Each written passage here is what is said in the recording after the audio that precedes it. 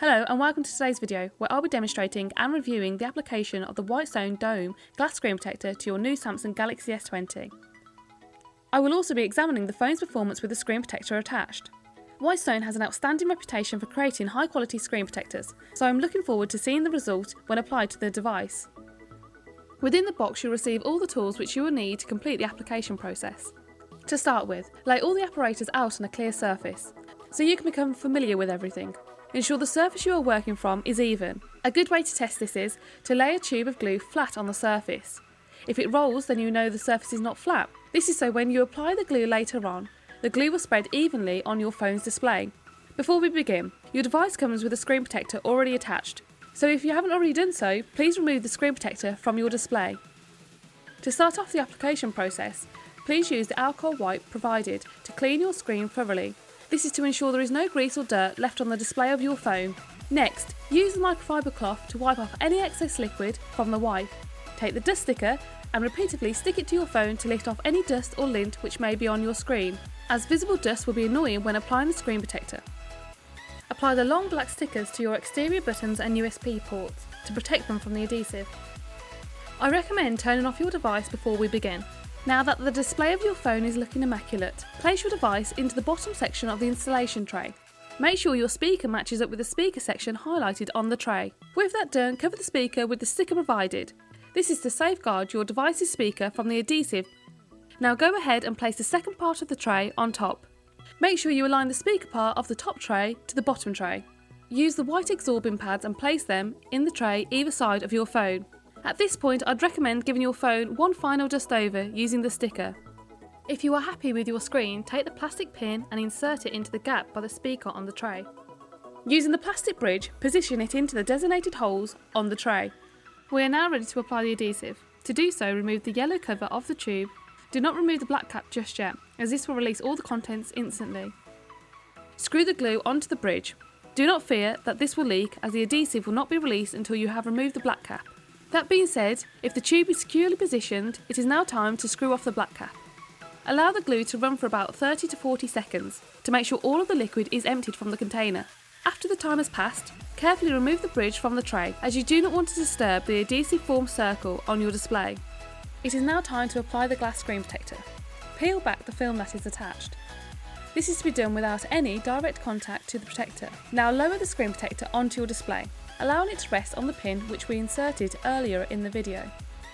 Take the plastic guide and insert it into the slots, situated at the bottom of the tray. Place your finger at the end of the tray to tilt the device until the middle of the adhesive circle is aligned with the two arrows placed in the centre of the tray. As soon as this happens, retract your finger and pull out the tab at the top of the tray.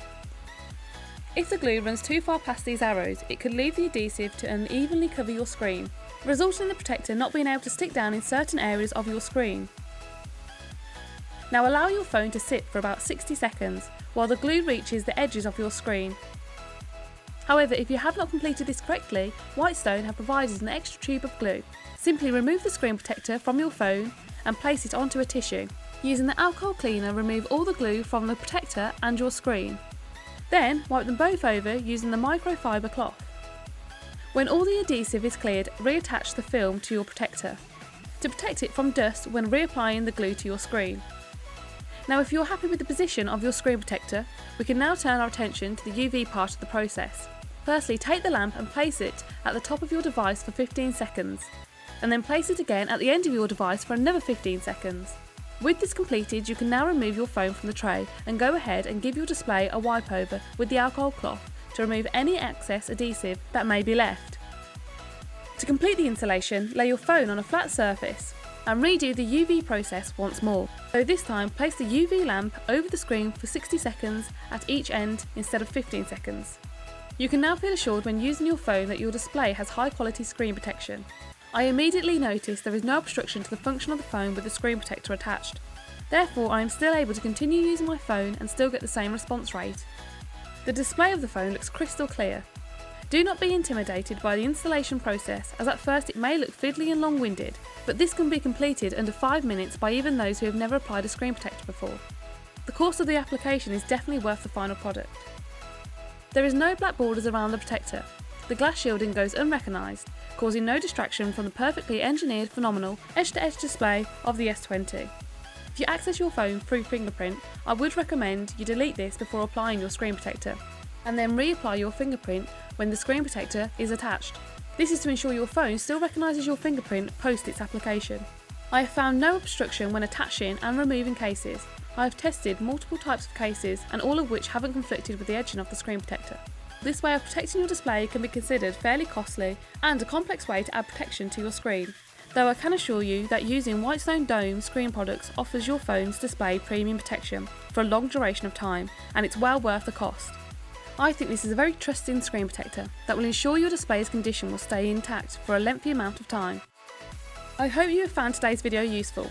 If when applying your screen protector you are faced with any issues, please comment below and I'll be sure to get back to you. To purchase a Whitestone screen protector for your device, please check the description and comments below. For more content like what you have seen today, please hit our subscribe button. Thank you for watching and enjoy the rest of your day.